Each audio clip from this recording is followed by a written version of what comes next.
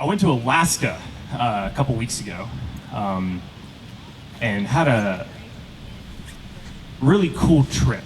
We had planned to do this awesome traverse of this mountain range called the Talkeetna Mountains. Me and 3 other friends, we were gonna go and backpack in Alaska. We got one of those, cheapo flights, like the only positive thing that has come out of COVID. And so we flew to Alaska out of Asheville for $250 round trip, which is incredible. And so we got there and we started hiking and we were backpacking and we started going and we were looking at the map and we're looking and there's not much of a trail. And we're all pretty good seasoned outdoor professionals, and so we orienteered pretty much the entire time of the trip. So that should have been tip number 1, that we might have been in over our heads just a little bit. A couple of North Carolina boys in Alaska. Our second tip should have been the first night when we arrived in one of the huts we were staying in, and we told people what we were doing, who were all native Alaskans, and they said, "Oh, wow, that's pretty cool." It's like, oh no, what have we done? And so day 4, we've made it pretty far. We're doing really well. We're feeling good, spirits are high. We had crossed glaciers, traversed snowy passes, and we had arrived at a point that we had arrived at several times in the trip. And we took our map out and we all kind of browsed it, and 3 of us decided we were going over that ridge right there, and one of us decided, not me, that we were going that way. And what happens when you have a decision like that? You have 3 people who say one way and one person who says the other way. What do? You take the 3 people. That makes sense, right? That's what you do as a team. And as in any trek, any adventure, any expedition, you always have something that goes wrong. Otherwise, it's not a good trip, or it's not an adventure. We bit off a little more than we could chew as we started heading up this ridge. And as we got to the top, we actually triggered a rock slide. It was very dangerous and very scary. One of the guys came very close to being crushed by a rock. He didn't, which is a really positive, awesome thing. Big point of God's provision. That's not the point of the story. It shook him up. That's the point of the story, as it should have. And so the rest of the day, as we tried to decide where we were going to go, we ended up going back to the hut we stayed the night before, changing our plans. But every time he stepped on something loose, it scared him, with reason. And when you're scared, you do things that you don't mean to do. So as he would step and scramble and get into looser and looser rock, he would start to scramble away and go and scramble higher because he was scared, he was terrified. And he would grab for other things. And he ended up getting himself into 2 pretty precarious situations because he was scared. Even though he was safe where he was at, he was just in a little loose area.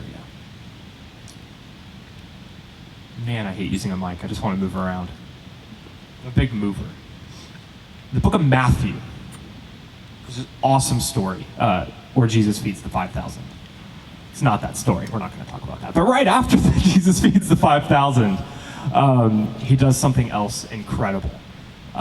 He tells the disciples, "You guys go on," and that's where I'm going to pick up the story here. It says, immediately, Jesus made the disciples get in the boat, go on ahead of him, and after he had dismissed them, he went up on the mountainside to pray alone. Later that night, the boat was in a considerable storm with the waves buffeting it, and it was quite a distance from the land. Shortly before dawn, Jesus went out to the disciples walking on the lake. When the disciples saw him, they said, "It's a ghost." And Jesus said, "Take courage.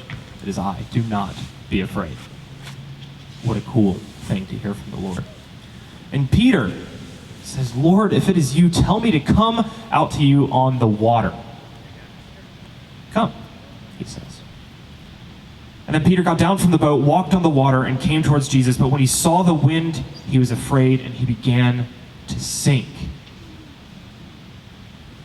And cried out, "Lord, save me." And immediately Jesus reaches out his hand. Immediately Jesus reaches out his hand. And when they climbed into the boat, he had said, "You of little faith, why did you doubt?" Fear is an incredible motivator for us to do some really wild things. It's amazing how when you're scared of something, you can take the wrong step, and especially take your eyes off of Jesus. The whole rest of the day with our friend, we had to sit there and guide him through every single step. He had his eyes on us, his friends, he was trusting us to take him safely back to this hut because he couldn't do it on his own. We showed up for him that day, and as we went, we'd reach out our hands and help him across ravines, and we'd point out and say, all right, you're gonna put your feet here, and you're gonna put your feet here. And whenever his foot would slip, he would look up somewhere else, and that's when he started to sink. That's when his feet started to give way, and he started to go somewhere else.